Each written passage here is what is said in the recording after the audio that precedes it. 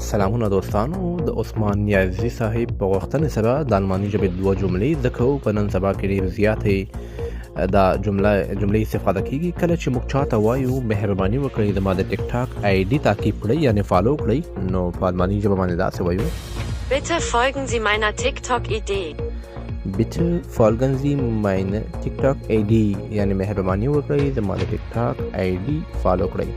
نو دوستانو موږ همیشه دا خبرې هر چاته کوو، نو بیا موږ ورته هم وایو چې سمه ده زه دې فالو کوم، خو تاسو باید ما هم فالو کړئ. که ما فالو کوئ تاسو هم فالو کوم. نو داسې دا جمله په الماني ژبه کې داسې وایو Okay, du solltest mir auch folgen. اوکې du solltest mir auch folgen یعنی ته هم باید ما فالو کړئ. که چېرته ما فالو کړئ نو تا به هم فالو کړئ. نو دوستانو کولی شئ تاسو هم خپلې پوښتنې وکړئ په الماني ژبه کې